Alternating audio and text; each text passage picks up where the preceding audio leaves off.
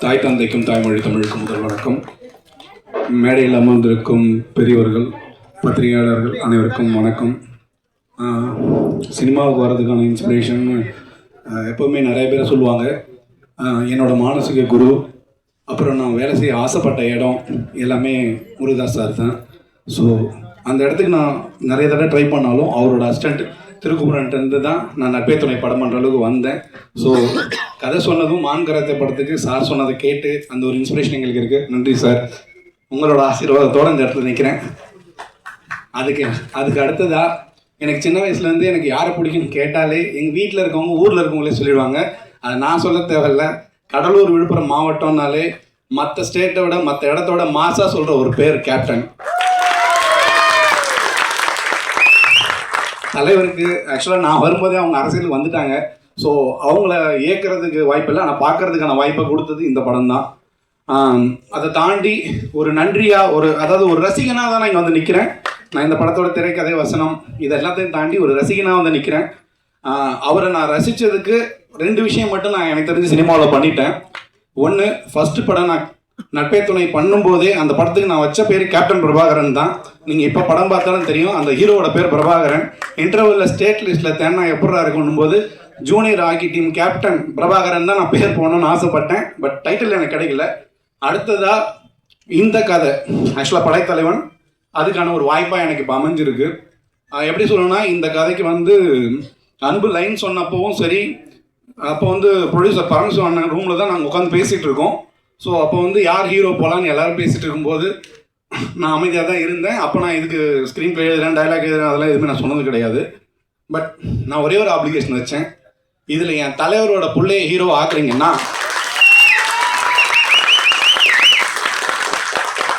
Super, திரைக்கதை வசனம் நான் ஃப்ரீயாக எழுதி தரேன். அடுத்தது, நான் தலைவன் சொல்கிறத தாண்டி ஒரு விஷயம் நான் யோசிச்ச விஷயம் என்னென்னா, ஒரு ஒட்டுமொத்த படையும் ஒருத்தனுக்கு முன்னாடி அமைதியாக நிற்கிறதுனா அவன் தான் படைத்தலைவன்.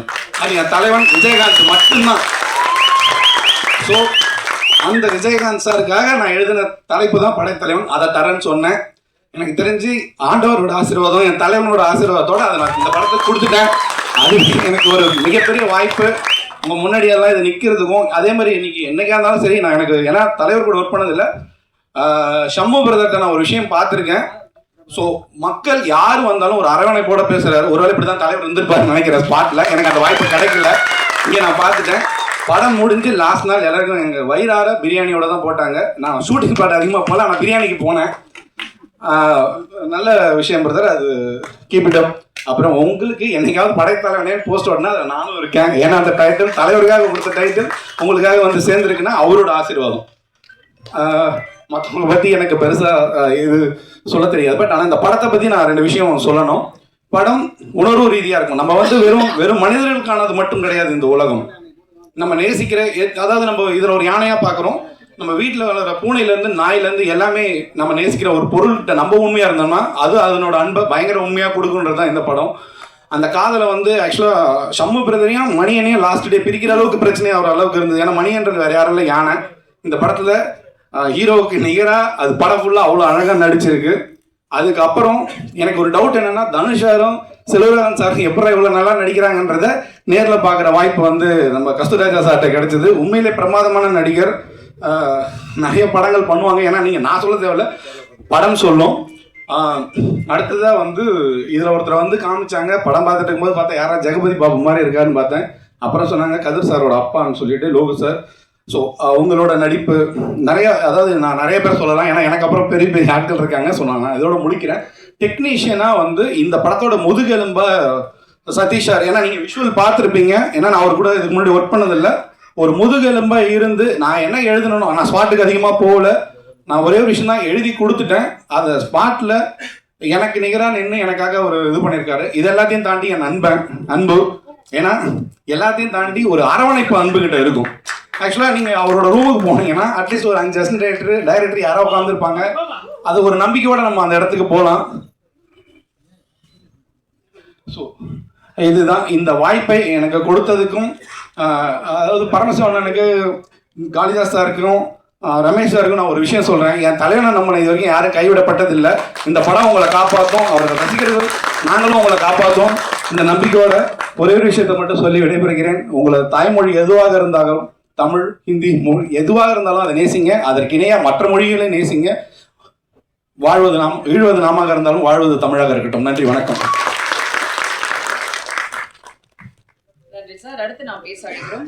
பூமி தளத்தில் வாழும் பறவைகள், பூச்சிகள், புல்வெளி மரங்கள், நகரும் நட்சத்திரங்கள், அழகான ஆறுகள், அடர்ந்த காடுகள் என இயற்கை உலகத்தில் பச்சை காடுகளை பரிசளித்து தரும் இவரின் ஒளிப்பதிவு பேராண்மை, கடம்பன் போன்ற படைத்தலைவன் படத்தில் யானையும் படமாக்கி அழகுற காட்டிய ஒளிப்பதிவாளர் SR சதீஷ்குமார் அவர்களை பேச அழைக்கிறோம்.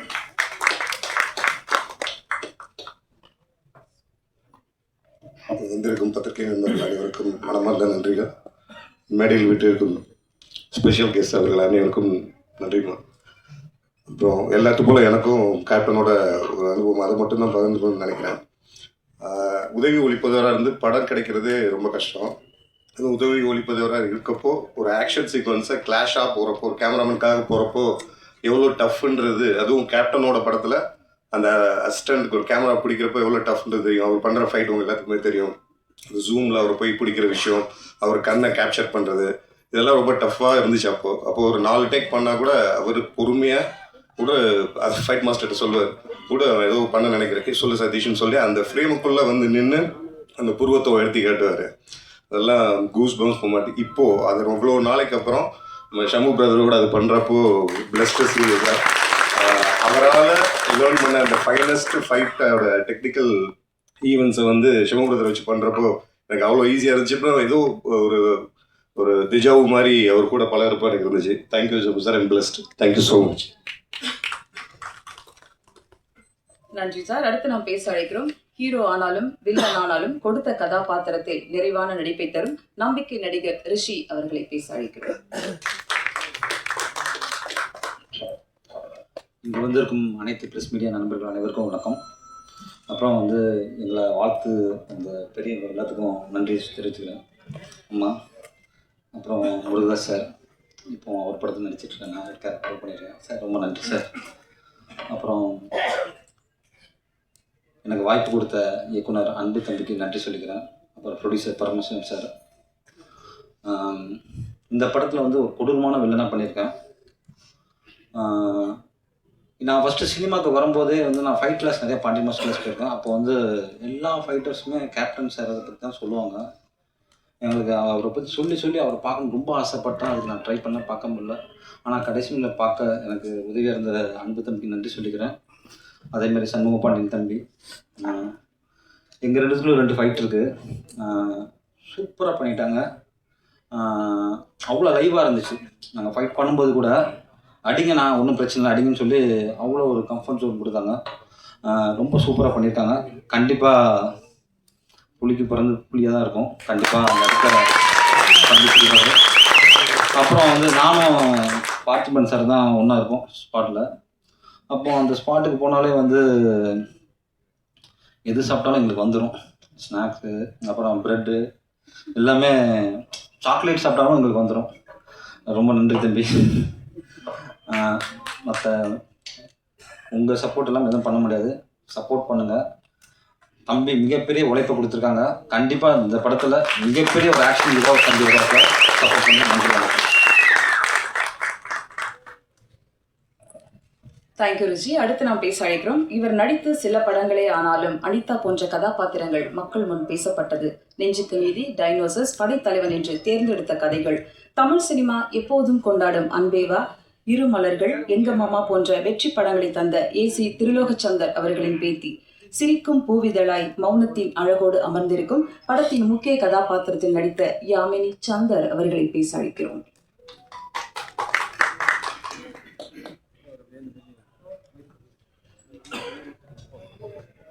Thank you Kavitha ma'am. எல்லோருக்கும் வணக்கம். ரொம்ப சந்தோஷமாக இருக்குது இந்த படத்தில் பண்ணதுக்கு. Thanks to Anbu sir for giving me this opportunity. And Premalatha ma'am and Prabana, ரொம்ப தேங்க்ஸ் ஃபார் சப்போர்ட்டிங் அஸ். இந்த படத்தில் இட்ஸ் அ பிளெஸ்ட் மூவி. நான் ரொம்ப பிளெஸ்டாக ஃபீல் பண்ணுறேன். ஏன்னா கேப்டன் அவருடைய பிளெஸிங்ஸே இந்த படத்தில் இருக்குது. மேலே வேறு என்ன வேணும். ஸோ ரொம்ப சந்தோஷமாக இருக்குது. அண்ட் அவரை மீட் பண்ணுறதுக்கான ஆப்பர்ச்சுனிட்டியும் எனக்கு கிடைச்சிது கிளிம்ஸ் ரிலீஸ் பண்ணுறப்ப. அதுவே ரொம்ப பிளெஸ்டாக நான் ஃபீல் பண்ணுறேன். அண்ட் அஃப்கோர்ஸ் இதில் Ilaiyaraaja sir major part in this film. Lovely song sir, உங்களை பற்றி சொல்கிறதுக்குலாம் என்ன சொல்கிறதுனே தெரியல. ஒரு legend and lovely song sir. So அதுவும் எனக்கு ரொம்ப சந்தோஷமாக இருக்குது.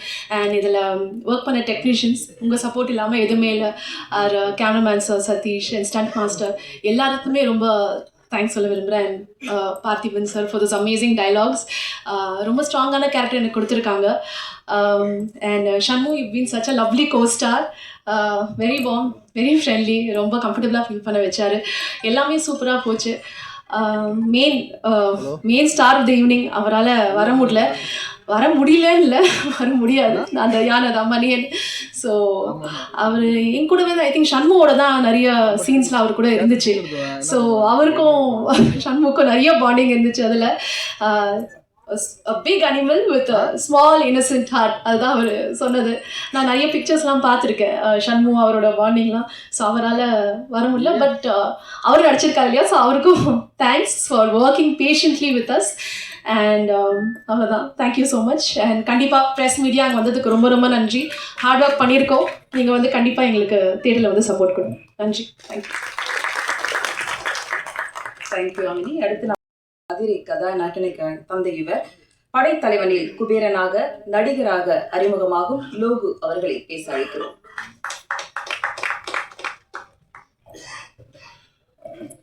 வந்திருக்கிற சிறப்பு விருந்தினர்களுக்கும் பத்திரிகை தொலைக்காட்சி நண்பர்களுக்கும் கேப்டனுடைய பிள்ளைகளுக்கும் என்னுடைய மாலை வணக்கம்.